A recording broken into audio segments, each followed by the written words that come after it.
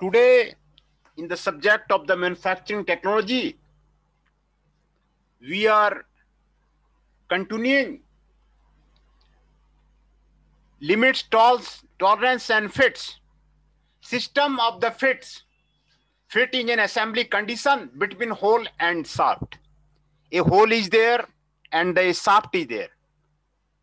How the fit is there, this is determined by the system of the fit.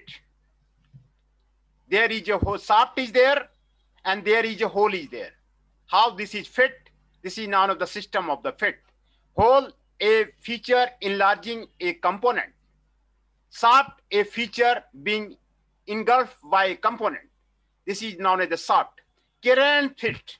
In this type of the fit, the largest permitted shaft diameter is less than the smallest hole diameter, so that the shaft can rotate or slide according to the purpose of the assembly. है ना? ये आपको clearance fit है. Whole बड़ा है, shaft बीच में है, shaft rotate कर सकता है, शाफ्ट स्लाइड कर सकता है, इसको क्लियरेंस फिट बोलते हैं, है ना? आपको डिफिनेशन पे आपको क्लियरेंस फिट को आपको दिखाया गया था. In this type of the fit, the largest permitted shaft diameter is less than the smallest hole diameter, so that the shaft can rotate. Shaft can rotate or slide according to the purpose of the assembly. Then this is known as the clearance fit. This is the figure of the clearance fit, where the shaft can rotate and slide within the hole. इसमें maximum C है, minimum C है, ये आपको दिखाया गया है. Tolerance zones never met upper limit of the hole आपको दिखाया गया है, minus lower limit of the shaft, ये आपको मैक्सिमम सी पे. Upper limit of the hole minus lower limit of the shaft, ये आपको मैक्सिमम सी है, मिनिमम सी है, lower limit of the hole minus upper limit of the shaft. Lower limit of the hole, ये आपको lower limit of the hole हो गया, minus upper limit of the shaft, ये आपको minimum सी हो गया, आपको मिनिमम क्लियरेंस हो गया, मैक्सिमम क्लियरेंस हो गया. इसको आपको क्लियरेंस फिट बोलते हैं, है ना? क्लियरेंस फिट आपको आसानी से समझ में आ गया होगा, इसको क्लियरेंस फिट बोलते हैं. Interference fit, it is defined as the fit established between when a negative clearance exists between the size of the hole and the shaft. In this type of the fit, the minimum permitted diameter of the shaft is larger than the maximum allowable diameter of the hole. है ना? Interference, interfere कर रहा है. Shaft का जो diameter है, ये आपको होल का डायमीटर से ज्यादा है.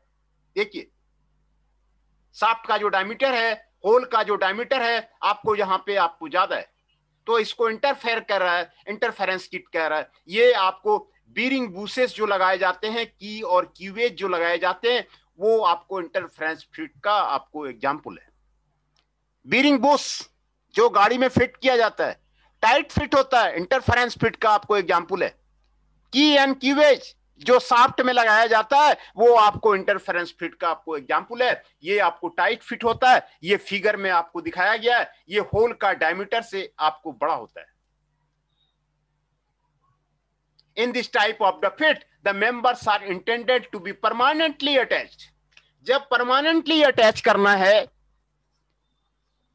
तो इंटरफेरेंस फिट का यूज किया जाता है. बीरिंग बूसेस को, कीज को, कीवेज को परमानेंटली अटैच किया जाता है, तो इंटरफेरेंस फिट का यूज किया जाता है. आपको टाइट फिट कर दिया जाता है, फिर आपको उसको खोलना नहीं है, आपको उसको असेंबली में आपको खोलना नहीं है, है ना?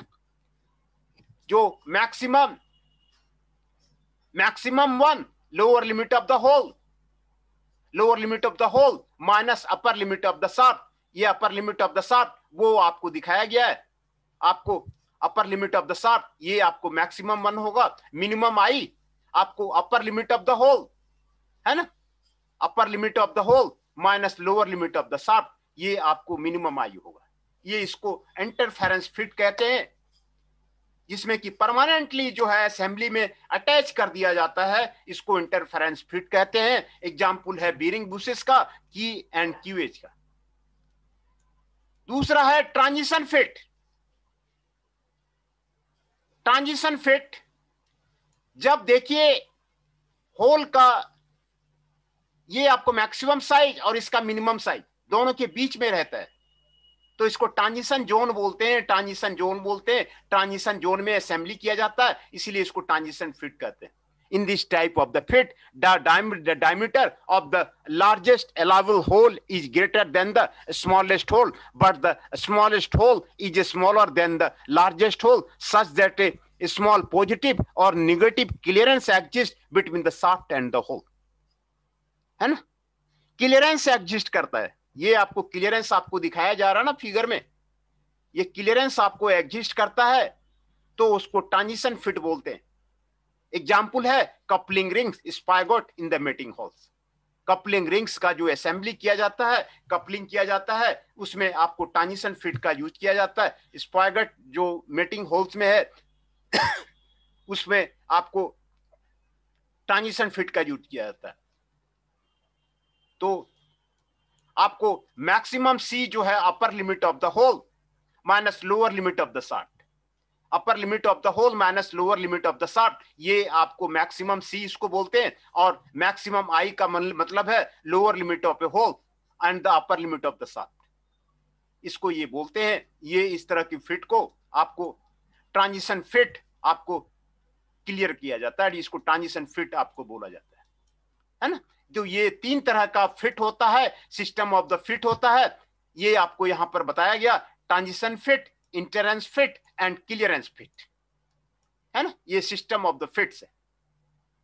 होल बेसिस सिस्टम होता है, सॉफ्ट बेसिस सिस्टम होता है, इसको आपको सिस्टम ऑफ द फिट आपको बोला जाता है। ये आपको तीन तरह के फिट होते हैं, ये आपको यहां पर आपको दिखाया गया है। Now come to the term interchangeability. Interchangeability selective assembly आपको सिलेबस में दिया हुआ है, आपको पढ़ना है। Interchangeability occurs when one part in an assembly can be substituted for a similar part which has been made to the same drawing. Interchange किया जा सकता है, वन पार्ट को दूसरे पार्ट से इंटरचेंज किया जाता है, तो उसको इंटरचेंजेबिलिटी बोलते हैं। Interchangeability is possible only when certain standards are strictly followed, है ना। यूनिवर्सल इंटरचेंजेबिलिटी है, लोकल इंटरचेंजेबिलिटी है। Universal interchangeability means the parts to be assembled are from two different manufacturing sources. दो मैन्युफैक्चरिंग सोर्सेस से बनाया गया है और उसको जो असेंबल किया गया है उसको यूनिवर्सल इंटरचेंजेबिलिटी बोलते हैं। Local interchangeability means all parts to be assembled are made in the same manufacturing unit. अगर सेम मैन्युफैक्चरिंग यूनिट में बनाया गया है ना। मारुति का कई वेंडर्स हैं, अगर मुंजाल सोवा में बनाया गया है, दोनों पार्ट मुंजाल सोवा में बनाया गया है, तो उसको लोकल इंटरचेंजेबिलिटी बोलते हैं। अगर एक पार्ट मुंजाल सोवा में बनाया गया है, दूसरा पार्ट एनकॉन में बनाया गया है, तो इसको यूनिवर्सल इंटरचेंजेबिलिटी बोलते हैं, है ना। assembled from the two different manufacturing sources, तो इसको यूनिवर्सल इंटरचेंजेबिलिटी बोलते हैं। ये आपको इंटरचेंजेबिलिटी का मतलब हो गया। Selective assembly, in selective assembly the parts are graded according to the size and only matched grades of the mating parts are assembled. This technique is most suitable where close fit of the two component assembled is required. Selective assembly provides complete protection against the non-conforming assembly and reduces the machining cost as cross tolerances can be maintained. Suppose some parts, shaft and hole, are manufactured to a tolerance of the 0.01 mm, then the automatic gauge can separate them into the two different groups, 0.01 mm limit for selective assembly of the individual part. Thus, high quality and low cost can be achieved. Selective assembly is used in the aircraft. ये आपको aircraft में आपको use किया जाता है, automobile industry में आपको use किया जाता है, जहां की टॉलरेंसेस नॉरो हैं, टॉलरेंसेस कम है, ये आपको सिलेक्टिव असेंबली आपको कहलाता है ना। Geometric tolerances, geometric tolerances, it is necessary to specify control geometric features of the component such as straightness, flatness, roundness in addition to the linear dimension. This is known as the geometric tolerances, है ना? Form tolerances, orientation tolerances, position tolerances. ये आपको form tolerances का मतलब है आपको form में straightness होना चाहिए, फ्लैटनेस होना चाहिए, राउंडनेस होना चाहिए और सिलिंडरिसिटी होना चाहिए. ओरिएंटेशन का मतलब है perpendicularity, parallelism and angularity. Orientation tolerance है. पोजीशन टॉलरेंस का मतलब है पोजीशन, सिमेट्री एंड कॉन्सेंट्रिटी, है ना? तो ये आपको ज्योमेट्रिकल टॉलरेंस कहलाता है. ये आपको कल भी मैंने बताया हुआ था. आपको स्ट्रेटनेस है, ये स्ट्रेटनेस का मतलब है दिस टाइप, है ना? ये आपको स्ट्रेटनेस है. To control the straightness of the line of the surface, area between the two parallel straight line in the plane containing the considered line, और tolerance value is the distance between them. ये आपको tolerance value, ये दोनों का बीच का distance है, इसको straightness कहते हैं.